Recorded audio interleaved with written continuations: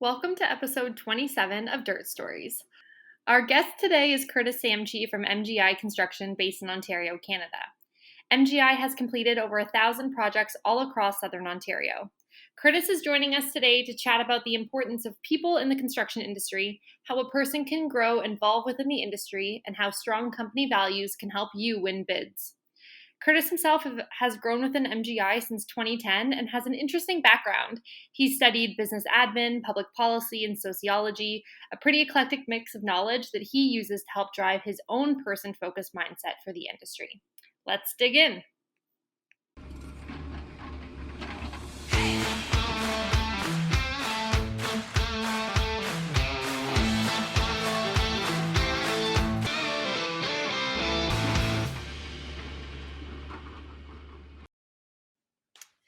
All right, Curtis, thank you so much for joining us today. I'm really excited to dive into what you do in the industry at MGI and this balance that comes with company values, but also trying to win bids and be the best business out there. So thank you so much for joining us today. Thank you for having me. It's a pleasure. So just to get us started, do you want to just tell our listeners about who you are, what your role is at MGI, and what you do there? Ooh, this is always the most difficult question. All right, so myself, I guess I'll start with myself first. I had quite the journey in construction.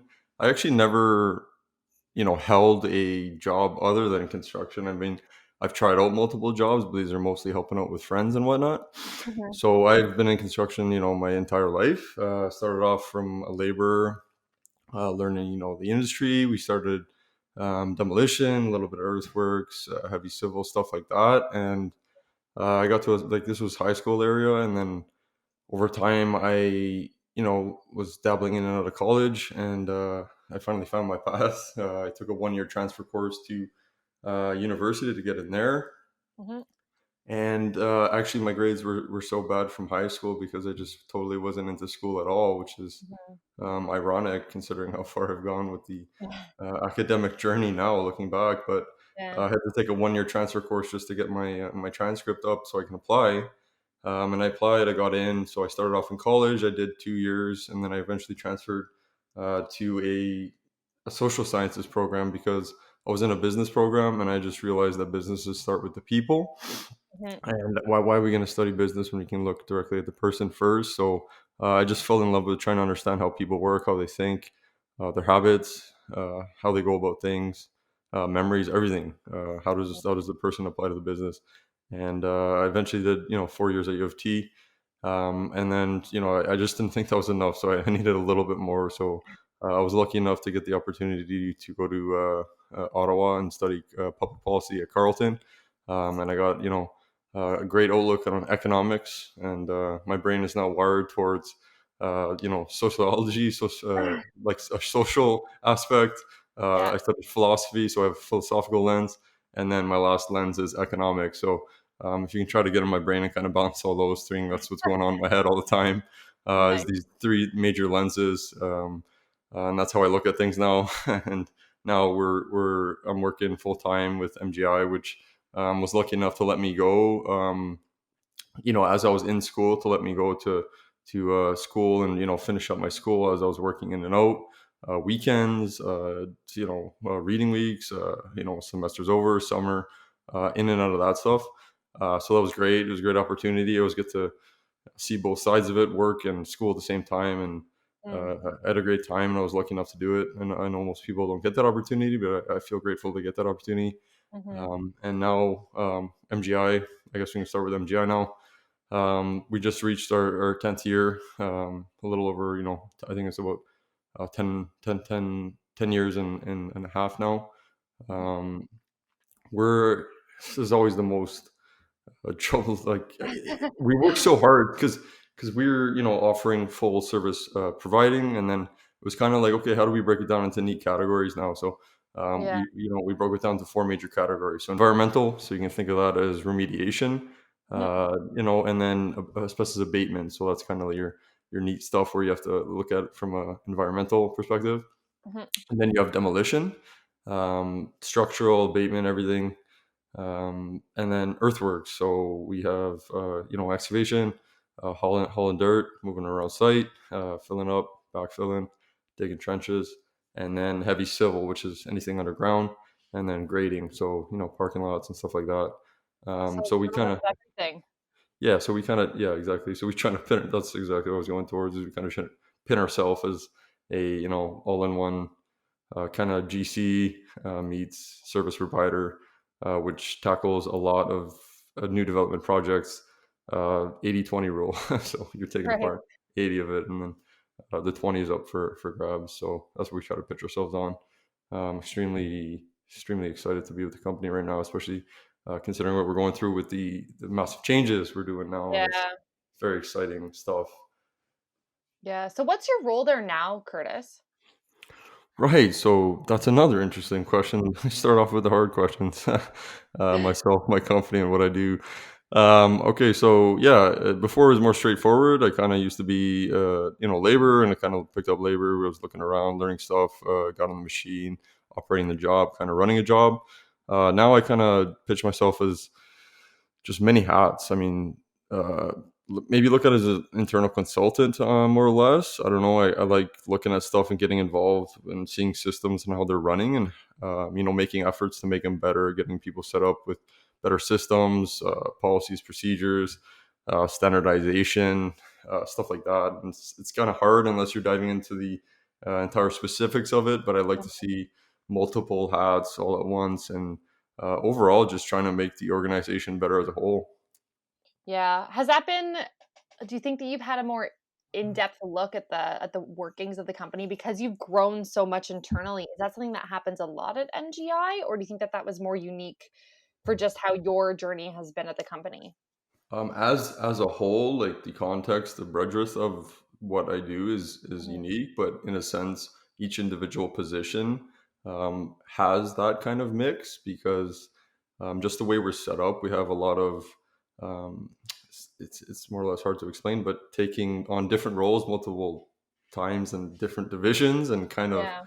seeing all these different things line up, and gaining experience that way, because we feel that if you're getting this broad outlook on the job and the different Mhm. roles within it, if you do climb up the ladder, and if your main goal is management, or your main goal is an operator, seeing the whole line of events is how you perform your job the best, and having an understanding of it, because if you're operating the machine there and you don't understand how a labor works, your operator, capacity is lower, because you're Right. just not safety too. I mean, if you're labor Yeah. first, you understand not to go behind a machine, and if you're an operator and you understand what it's like to be a laborer, you're going to look behind you and you're going to notice that how powerful this bucket might be if you nip a guy or whatnot. So it just gives you this outlook on things, and we believe very strongly that start to finish is how you should view your career.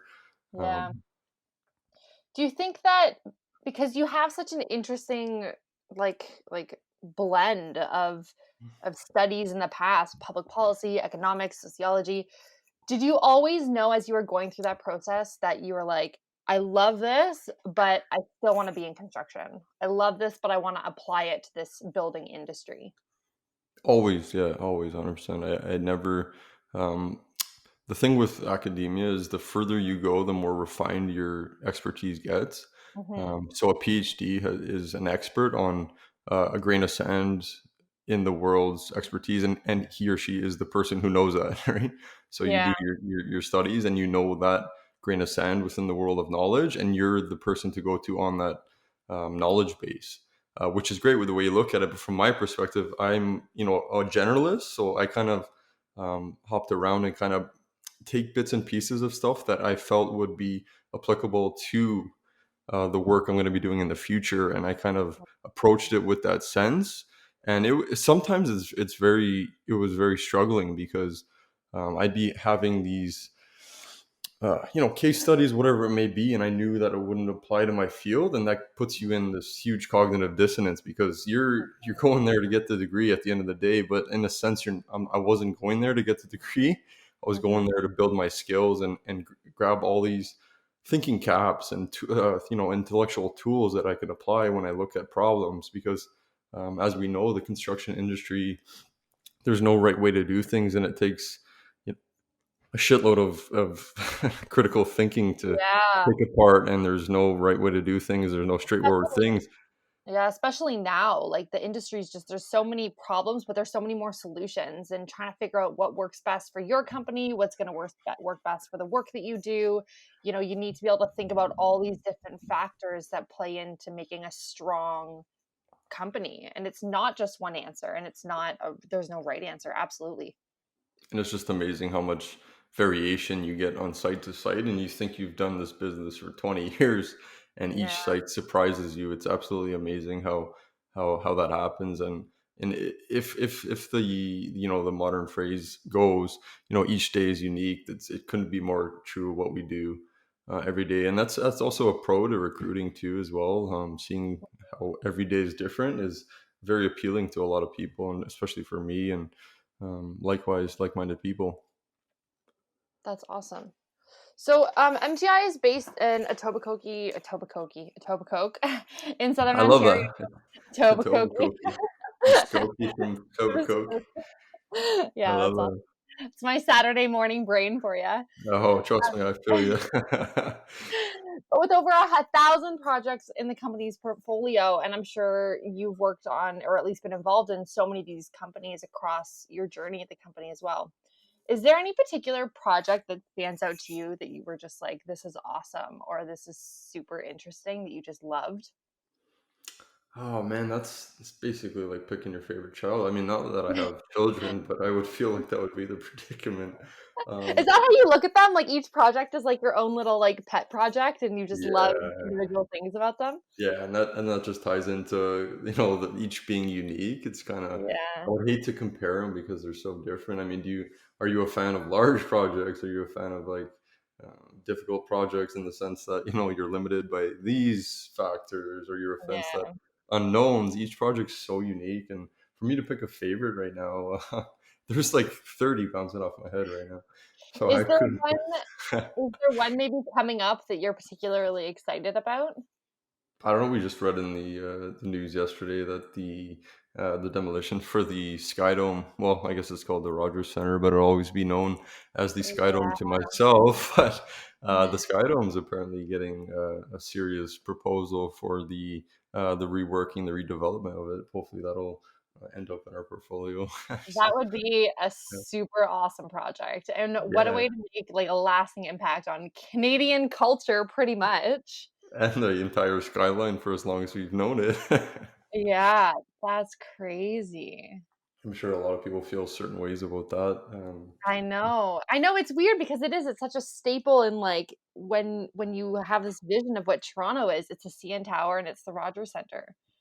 So, I mean, I think it will depend on what they end up wanting to do with it, but I think that there's a cool opportunity there. If for your mind, with your history in the industry, if you could have your say into what they would do with this next project, is there any like ideas that you have or anything that you think that they should do?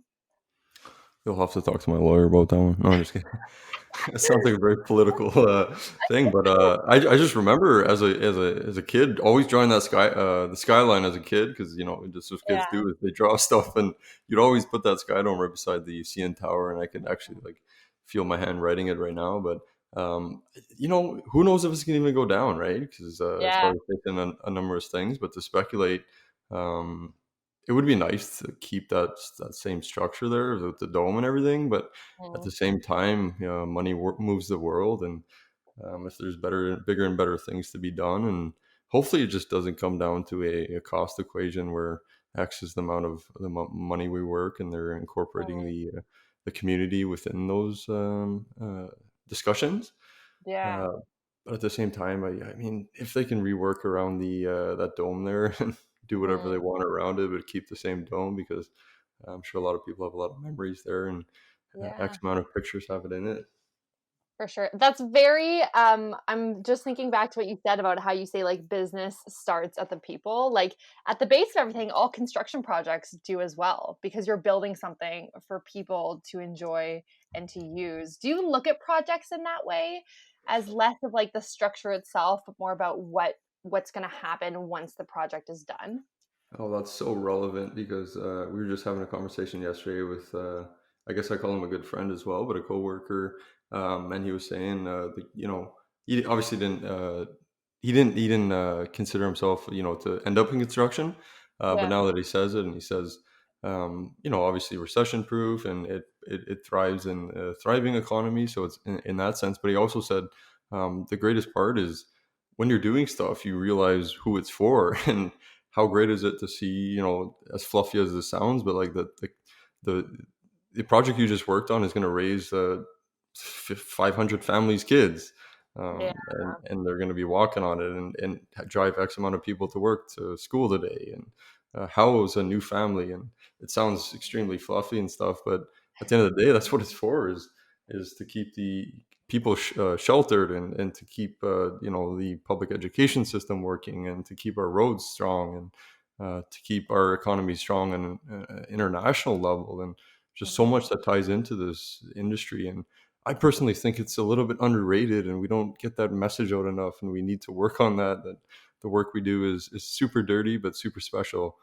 Mhm. Yeah, I love that. So, MGI, as you were saying earlier, it's an all-in-one construction solution. It's really hard to pinpoint exactly what it is you do because you do a little bit of everything. I'm curious how this helps you, like the company or you, separate MGI from other construction companies when bidding for projects, but also if you find that it tends to make projects more complicated, or does it make it simpler to kind of say, well, we can also do this and we can also do this? It increases the way we are able to bid projects, because um, we can bid stuff as a GC, and we have done in the past, big projects. We'll bid it as a GC, and take out the let's go to the 80/20 thing. Um, Sorry, excuse me. The We'll go back to the 80/20 thing, and take off a large project and do 80% of the work in house, and sub out the rest of the 20. But also, if it's a singular demolition, mid-sized industrial building, large-sized industrial building, we'll bid on that as well. If it's a new excavation build to clear out a field, we'll bid the excavation work, we'll bid the heavy civil stuff, and we'll bid it as a package. So we'll bid competitively on both fields, and able to integrate some of the transition costs, all out kind of stuff that our machines are sitting. You'll save on float moves, all that Mhm. stuff, to get a competitive bid for both sides of the project. And GCs, if they're bidding the job, and they'll love us too, because we're develop a relationship for a longer period of time, versus kind of a one night stand to get this done and then see you later. So we're on site for the entire thing, more like a marriage. That's awesome. And we can build a longer, and save on administrative fees, all this stuff, getting together, communication fees, all that, getting set up, and to move. Hey, we're going to be doing this. Maybe we should do it this way, because we think it's going to do like this, and we'll help out as well. Because, like, going back to the thing, construction, as much as they're drawn up on paper, on blueprints, on project management software, when it comes down to it, there's so many variables that often looks almost like a guiding star versus the reality of things, right? Yeah. So it's a two-way street. Whoever you're working with, client contractor, client GC subcontractor, whatever it may be. It's a relationship, and everyone needs to work together to kind of get that job done. And at the end of the day, it's about making buck. But Mhm. there's a lot of ways to get around it, and to kind of bypass some of the downsides that a lot of happen. Communication issues is huge in our industry, right? Because there's just so much Yeah. that needs to be communicated. And think of weather, how much that affects the industry too. And everybody knows that you can't predict weather for more than 24 or 48 hours. Yeah. So In your experience, has all the technological advancements for like software for the industry have improved this communication? Or do you find that it's like sometimes works, sometimes doesn't, can be kind of hit and miss? ooh, software technology, that's an issue I love to talk about, because we're in the midst of a little technological nuclear warfare there. Because um, looking at us as a company, and looking the industry as a whole, software needs to be integrated, or technology as general needs to be integrated, because it will make everyone's job easier. Mhm. And I can't believe how far we are behind on some of the stuff. But what I've noticed is companies like DOZR and yourself, and everyone, moving, making these pushes towards this, and making things streamlined, and beautiful user experiences, UI UX. this is what needs to be done to kind of make it more easily transferred over to the generation. And I think we're in the midst of a transition right now where it's the hard baby boomers and stuff who really developed this industry through hard work, and we Mhm. have a new class of Gen Z, whatever, moving up with more just education by the statistically higher educated, Mhm. statistically as a whole, moving in and seeing things a lot differently. But there's pros and cons to that, because Yeah. generation before us wouldn't question a lot of stuff, and they just get the job done. And that's the pro. And then on our end, there's a lot of questioning and thinking about things and not getting a lot of stuff done, right? And that's a con. And just making this balance between what both generations did well and what they do well, and kind of meeting in the middle here with this technological advancement, is difficult. And seeing Gen Z come up on smart devices and phones, and seeing it almost as a third hand. And Mhm. um, the generation before us seeing phones is basically like an upgrade to a pager, where you don't have to go to the payphone, right? And not see. And for me, my phone is like an upgrade to my brain. The way you Yeah. pack your trunk in your car, I'd put kind of put my cargo into myself, and I rely on it so much, but not in a way that kind of takes away your intelligence, but it surpasses what you're able to do. I don't need to remember so much shit now when I can just plug it in a reminder on my phone, right? And that Right. increases your short-term memory. So it's literally a tool. And if people start seeing it that way, and speaking of MGI, like we're so big on this right now, and it's been difficult trying to make these movements and get these down these avenues towards, like, hey, this is the road that can make our lives easier, because you Mhm. just see resistance all around. And I'm not quite sure. I think it's just the general condition of humankind that we don't like change too much. And that's rooted into our brains evolutionary wise, because if we're good homeostasis, if we're in the same position, we're safe and we're getting fed, right, evolution wise. But as soon as change happens, there's a lot of unknowns. It might get eaten by a tiger, right? So that's the quote of the podcast. Yeah, That's I the way love our brain would work. If there's uncertainty, there's surprise, we might get eaten by a wild animal. And our brains have adapted, but they're still in that primal state. So Yeah. when we're introducing this tech stuff, it probably causes a lot of anxiety for people. And the thing I hear a lot is, um, you know, it's not even like that, but why are we changing things? It's like, Mhm. I wish you can instill the vision where, um, picture it from my end, and how much easier this is going to make your life, your job. And the easier I make your job, the more comfortable you're doing your main tasks, right? Because that's Yeah. what you're here for. You're not here to fuddle around with stuff. And if I can reduce your load a bit, it'll make your job easier in general. Well, I think And the integration piece is a huge part of it because for so long, tech, and I think that that's a big part of what's changing too, is now tech is starting to look at construction as a huge opportunity. But or construction doesn't just need technology, construction needs technology made for construction. And I think that that's what we're starting to see now is this recognition of you can't just take a general software and slap it onto construction companies because it doesn't give them what they need to become efficient. It's about looking what the actual problems are in the industry and then making a solution specific for the industry. And I think that now that that's starting to be recognized more, hopefully we'll start seeing more and more technology that actually works for the everyday contractor or maybe somebody who wouldn't really be down to jump on it, if it's like normally, but now that they're like, this is what you do, it's one little thing in your day and it's going to do all this stuff for you. It's seen as less of an attack, like you said, and more of like a tool. it also takes, I think, I've listened to those as my predecessors guest on the show, and they have great points about, kind of this networking effect. The more people on something, the easier it is to handle. Uh, Mhm.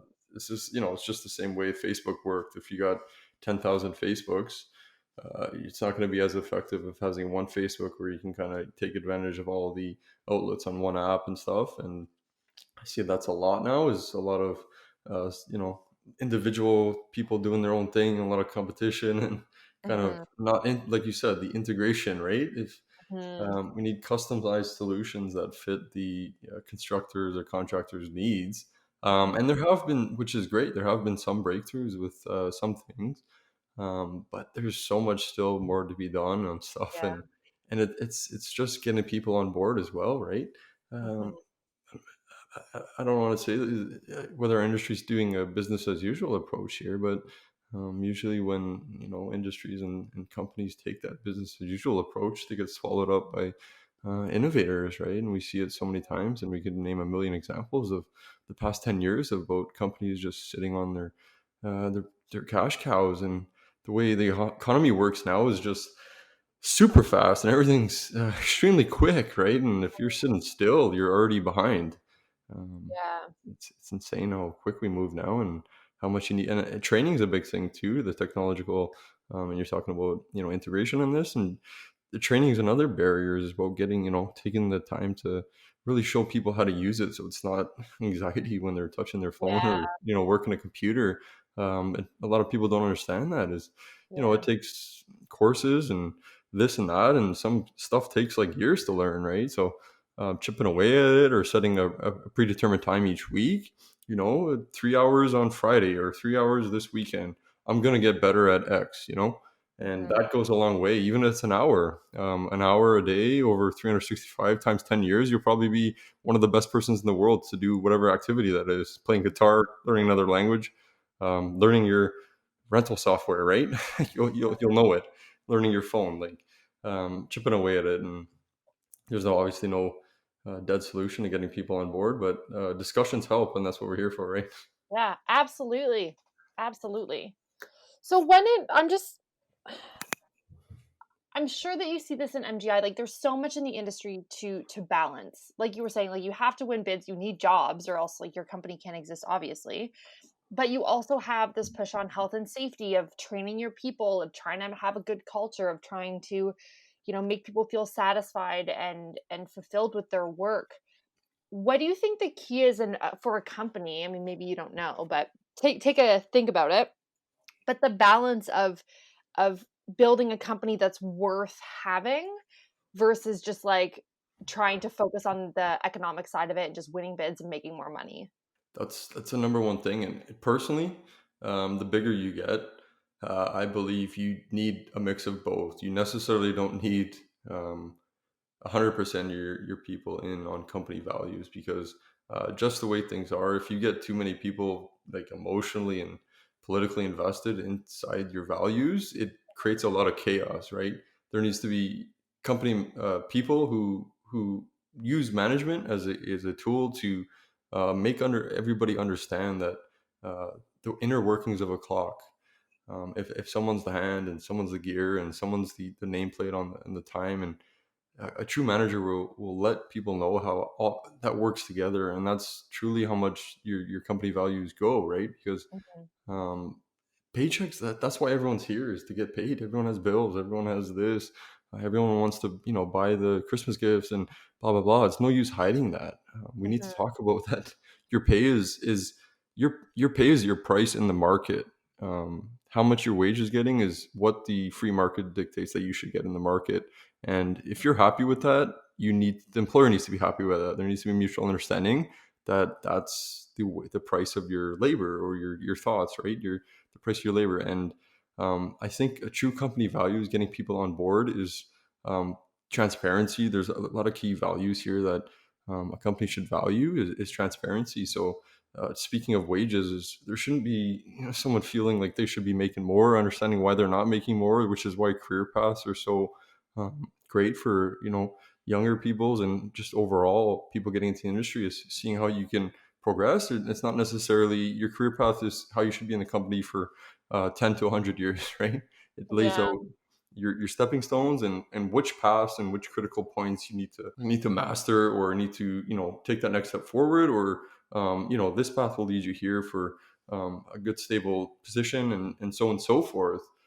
But company values, it's a cultural thing, and it's truly hard. Everyone kind of writes these big company missions and this and that. If you're just writing it to place it on a website, what's the point? Mhm. That's why we're constantly trying to look at it and say, hey, how are we changing?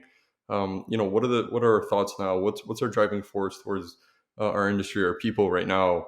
And it's truly a cultural thing that if you're not in the meeting some of the people that are, key players in the industry and getting on site, and it's so hard to explain culture. Mhm. You can try, you can write an entire book on it. No one's going to read the book. And if they do, Yeah. you have only a figment of it, right? Because it's a Mhm. lived experience. Cultural is lived. And it's a matter of working on culture too, because as I was going back, economy changes so quickly, and a cultural Mm. thing is technological. Getting that into your game plan for bids and stuff, right? That's a cultural thing. Yeah. It's cultural to be against it. Oh, we don't use technology. That's a cultural thing. So cultural should be adapting with the times. Cultural now is, just looking at statistics of, going back to Gen Z, is they admire this work-life balance. It's okay. The industry has been X, Y this entire time of previously. How are we incorporating, people's new wave of thinking and just the way they were brought up, not in war times, not seeing their parents go to war, and kind Mhm. of this different lifestyle of it's unmistakable how much like major life events influence the generation, right? Because we haven't been through a war, we've been through a pandemic. Maybe that'll change things a bit. Yeah. Yeah, that's what I'm just gonna ask, is how do you Yeah. think, and maybe you've already been seeing it, but how COVID's been changing even maybe the culture within MGI? People have their cautions about it. Every single person is hoping it'll change. It'll change quickly with the vaccine, hopefully, and get back to normal. But Yeah. um, I think the lockdowns, a lot of people entirely against it, right? Because I feel like we can, if everyone is on board, we can make this a mask environment for as long as it takes to get, the key players within the health industry on board to get a vaccine out there or a long term game plan for this. Yeah, I think we can all do the mask thing. It's just, individuals are abusing it or getting in groups, and that's what kind of ruins it. But Mhm. lockdowns change your entire life, right? When stuff's entirely closed, that'll change a lot of things versus wearing a mask and kind of taking precautions. Mhm. But you see that, and even myself, for instance, this lockdown has changed my entire habit, and I feel like I met Curtis. I don't want to say 2.0, maybe 1.8. Like I went backwards because of it, because I feel like I'm not running my throttle at full force, right? So Yeah. you learn individual, idiosyncrasies with yourself and how you act in certain Mhm. positions, and I try to be, understanding of people's, differences in how things are going. And if you're like, oh, I need to, tend to my, so and so because blah blah blah, things have changed, and we need to acknowledge that not everyone's going to be how we thought they were before, Yeah, I think we're all getting a lesson in compassion and empathy this year for sure. Right, and even people who have lost, people to the virus, or Yeah. have a precondition where they're more susceptible to some of the, or even fatality, the negative effects associated with it. And as much as it sucks, we kind of need to, even if you're the statistically the person who would would be least affected by it, you kind of need to have somewhat, like you were saying, compassion for the people who are most vulnerable. And unfortunately, these are the people we were talking about earlier, who went to war to fight for our freedom and stuff. So we Yeah. need to respect our elders, as I would say, as my grandmother would say. So it sucks, because it just sucks because Yeah. it doesn't affect everyone equally, right? Yeah. That's what sucks. And Yeah. it's hard for people to see the least affected to get the most effective. Our service industry, right? I feel for those every day, Mhm. Oh, who definitely. unfortunately is the way it is. And one of my best friends is a restaurant. It's built on his second generation, right? And Mhm. I can imagine third, fourth generation restaurants, and so on and so forth, salons, hairstylists. I feel for you. Yeah, for sure. So I want to ask, how does MGI walk the talk when it comes to their culture? Like you were saying, it's everything more than just writing it on a website. So how do they really embody that for their employees? The interesting thing about cultures is it's I find the construction industry is almost split in two with the on-site and the off-site stuff. And that's something I'm really trying to tackle, is to understand that both sides are needed to get the project done. If on-site guys are thinking they're doing all the work and this and that, it's that's a horrible thing to know. And our Mhm. culture right now is notify, acknowledging that culture should be a work in progress. And Mhm. if you do post it on your site and you're not 100% true to it, how are we working towards to better that? And um, the steps we're taking to make us a better company as a whole. And our culture right now is acknowledging, what we're bad at right now and how to get Yeah, better at it. that's It's awesome. it's hard to say that, but no company's perfect. And um, as soon as you can kind of mirror stuff and you can kind of do the gas and mirrors about how you're trying to do this, but we make mistakes. And how are we getting better at that? That's our number one focus, is acknowledging these and getting better over time. It takes a while, but a lot of the stuff we've been doing for a long time, and these little tweaks here and there is going to make us a better company as a whole. And that's why we've been growing the way we've been growing for 10 years right now. And we have a solid core, and it's a matter of moving our solid core into a larger core. Yeah. And that stuff just takes time. And speaking of culture, it's our culture right now is to really stand down our culture, our strong core here, Mhm. and slowly build that or radiate that outwards. And new people, young people, everything, and trying to integrate that into their way of doing things, and grow at a steady pace versus this massive $1 million or $100 million investment. And trying to hire who fill these roles. It's a matter of taking a younger person, or taking someone from who's worked in the industry a long time, and seeing their way of doing things, and uh, meeting at a halfway point, and growing together. Yeah, I love that. I love that. Yeah, I think the best companies are the ones that recognize that they aren't perfect, in my opinion. I Because agree. none are. It's impossible to find one company that has nothing wrong with it. And the ones that try to pretend that it are, that just makes me wonder what's actually happening. So I And love it that. benefits no one when Yeah, everyone's hiding. exactly. And I think that that's probably one of the best ways to ensure that you are a strong company and that you have strong cultural values and that everybody within the company does feel appreciated. So I love that. What do you think is the next big trend in the construction industry, Curtis? Ooh, next big trend. I'd honestly say, I don't know what you say when you say next. Might take a long time, and obviously that's it's a little bit of a open to discussion thing. But even if it takes a long time, unfortunately, I see the automated machinery, entering the field. Yeah. There's a serious limitations with it right now because of safety, right? And just the complexity of each project. But I feel like over time, there'll be, setups and, systems set up of how to tackle a job with an Mhm. automated machine. Because right now, if you approach, I think demolition is going to be the hardest, just because demolition's demolition. But I can see it with a lot of this earthworks and heavy civil stuff, especially larger projects. Yeah.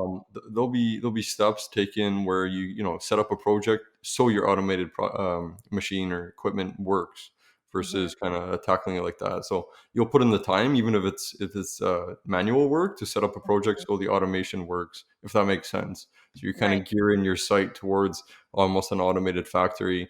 And we know that uh, the it's going to be huge political, because right now we've had the technology for automated cars for a long time. It's just right now it's a political thing. So Yeah. how are we going to get laws and stuff, and what happens if a passerby gets hit by an automated car, but it's leased through a finance company, and who are we suing, and this and that. And we know automated cars will reduce deaths significantly, but Mhm. the difference is we have a human to blame and we have a machine to blame. And overall safety would improve, but it's entirely political. And that's good and bad. But we're looking at automated machines, and I think that will make its way into the industry, because, like I said, we know machines are safer and easier to work with. But Yeah. and the biggest thing about automated this, automated that, and there's a term for these. This happened before with Luddites, they're called, and I don't know if I'm pronouncing that right, but Luddites. If you search that up, there was like this group of people who, when automated machines first entered the industry, they were like breaking in and destroying these machines and thinking that, oh, these are going to take our jobs. But We look at we look at the statistics for this stuff, the literature that's out there, and we know that every time there's an automation, like bank tellers and the green what are they called, the ATMs. We Yeah. know that there was a huge thing with that. It's like, oh my god, like my bank tellers are going to go down. We know that when the ATMs came out, banks increased their employees for bank tellers Yeah. because it took a lot of stuff out, and they're able to grow and have more branches and so on and so forth. Mhm. Um, a lot of people need to kind of understand that. So as far as like automated equipment goes, maybe we can look at it something that's more in the works right now, and that's Yeah. automated trucking. So hopefully that's my prediction for the biggest breakthrough would be automated trucking. Equipment will be a little bit harder, I understand, because there's a lot Yeah. more uh, A stuff lot of and moving pieces. yeah, a lot of moving parts. Exactly. Yeah. And we Yeah. know that we could probably mirror some of the stuff that's already out there as far as the smaller vehicle goes. Mhm. So, and then the laws and the political stuff will be handled if the light duty vehicles get passed by law and into the market. So, I guess my biggest prediction would be heavy vehicle automation, and probably building on that would be some of the automated stuff for the dozers and the buckets. I love that. And when it happens, everyone's going to go, "We never saw it coming." And you'll be like, "We've been talking about this for years."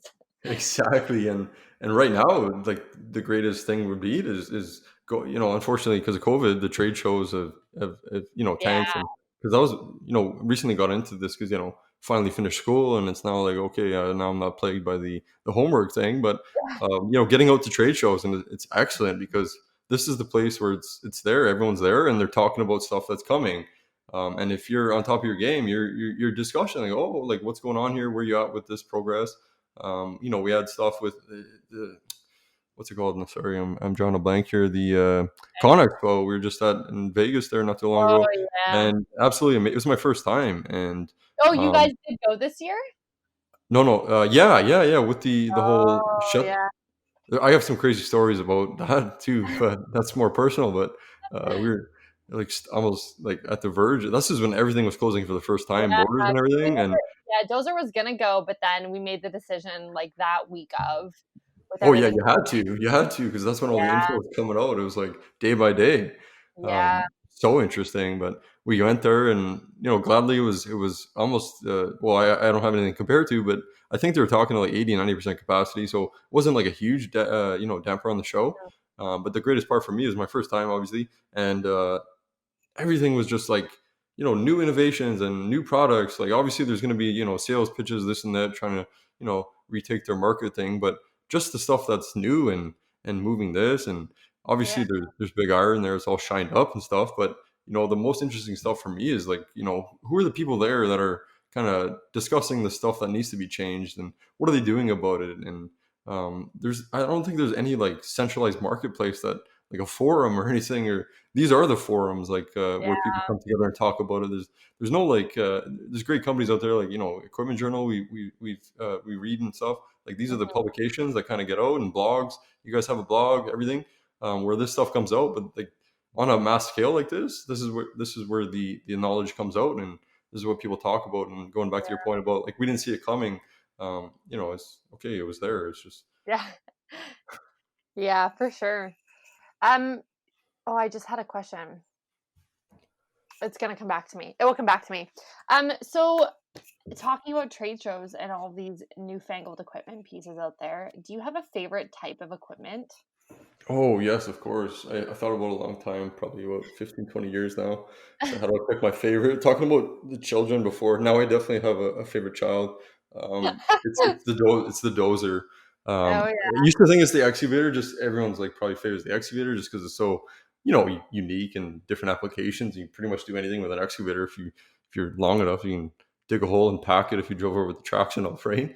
yeah, But it's the dozer just because I love like art and getting involved with like my just feeling the art and just letting go. And I feel like the dozer, you're shaping the land basically almost like Michelangelo with yeah, stripping dirt and following grades. And it's just a very intimate experience when you're going over curves and you're just like shaping the land that was given to you. I just find it so exhilarating. And there's a lot of back and forth, as any dozer operator would know, but just I don't know. It's just a feeling that you get, and you're just literally shaping the land.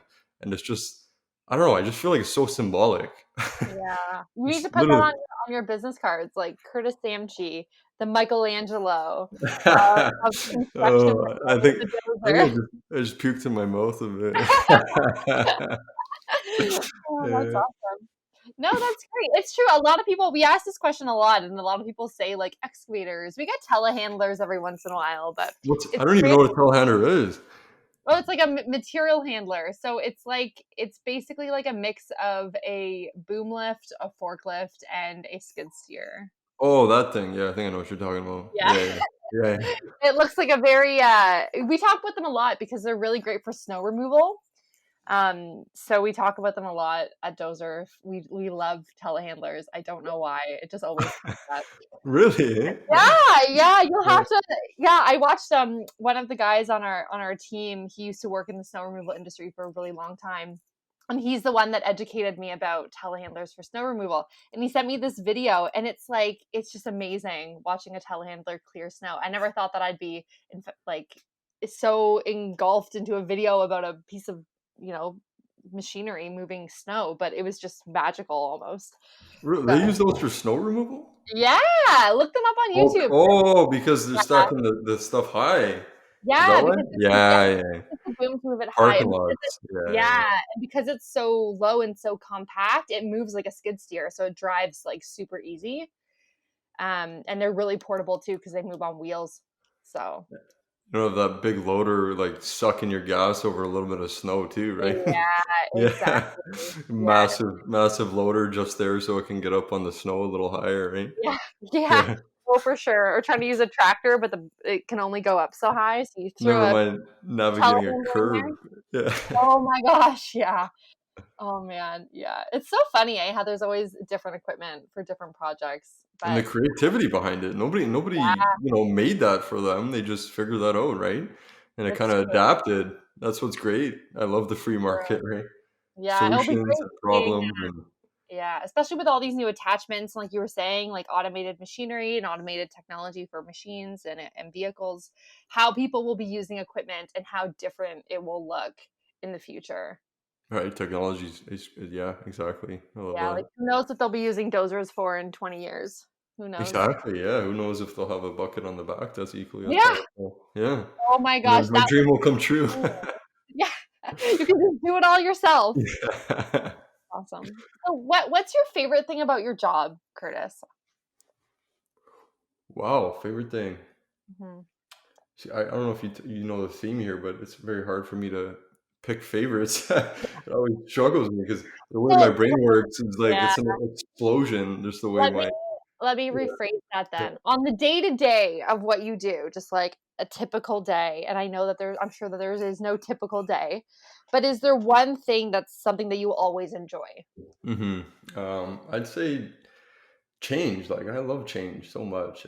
I Yeah. love seeing, like we were going back to the discussion before, just seeing that you've done this way for 10, 15, 20 years in your entire life and just instilling a little bit of something where, either it's a comfort boundary or anything where it just wasn't introduced and having this introduction of this thing that we researched fully, we tried out, we did field tests and now we're comfortable releasing it and we release it and it just changes the way something was done and Mhm. just that satisfaction of knowing that you know x person is doing things not more efficiently, like as far as making more money goes, but just having a more comfortable job position, Yeah. um, and I just love that feeling. And another thing too is the growth thing. Seeing, day one and seeing what we've come from with like rental stickers on the back of stuff, and now even offering our stuff to Dozer for rent is like a huge, Yeah. a huge transition, right? And seeing Yeah. the machinery grow and your people grow, and company long people have been there and reminiscing about stuff you used to do and what the future has in store, and knowing people's with their names of their kids and how they're coming along and seeing their kids grow up. It's just a great feeling, and Yeah. I wish more people were on that same train to hey man, like if you hold a job, trust me, like it's great to experiment when you're young. Go to McDonald's, like work at McDonald's is such a different experience and feeling that standardization and how a company works. But obviously there's people who work at McDonald's their whole life, but Mhm. try out all these bunch of different gigs that appeal to the younger class and try them out and meet different people and get that experience. But I really truly believe people should follow a career path that stay with the company for an extremely long time, because you get the, you're getting gypped if you're at a company for 2 years, right? And Mm, you didn't give it your all, and you quit when things get tough, or you don't take so and so because this, and you're pissed off and you take off. You get gypped, man. You didn't get your full experience. It's like leaving the movie early. You never get to see the end, right? And I'd say just try to. And I understand people will stay at a 20 years company and they pivot towards a different career path, but try to stay in those like 15, 20 year marks. Like, it's excellent. yeah. That's the contractor in you coming out wanting to see something through to the end. Yeah, probably. Yeah, yeah. Yeah, I guess that would be my answer then, is yeah, seeing something through and through and start to finish, and getting that. Like we said, our job is so visual and so satisfactory, because even coders and stuff, I guess they do get to experience the last thing. But seeing a job like start from this massive industrial building and see what it comes up like 2 years later, and this new thing where people are interacting with it and parking their cars, is like, oh shit, that was me and working in there, and I did that little thing. And yeah. You're building up the landscape. You're literally building the world. exactly, constructing history, as we call it. Yeah, that's awesome. Well, if you love change, you love growth, obviously you're in the perfect industry for you, Curtis. So, thank you so much for joining us today. This has been an awesome conversation. I have really enjoyed just hearing your thoughts on some of these topics and getting to know more about you and about MGI. So, before we go off, I would love to ask if there's anything else that you'd love to leave our listeners with today. Yeah, reach out to me on if you want to keep the conversation going. Reach out on those, like mentioned in the comments. Reach out to me. I don't know if you guys do the show notes, but Curtis J Samchi on basically all the channels. Reach out to me if you want to keep the conversation going. I'd Love love for you guys to have me back even in the future too. This is a great opportunity. I'm extremely grateful to have this conversation, which I feel so excited about getting these discussions going. That we need to get better as a whole, individually, company wide or industry internationally, whatever you want to call it. Let's continue moving forward, and these discussions start that. So yeah, thank you so much for having us.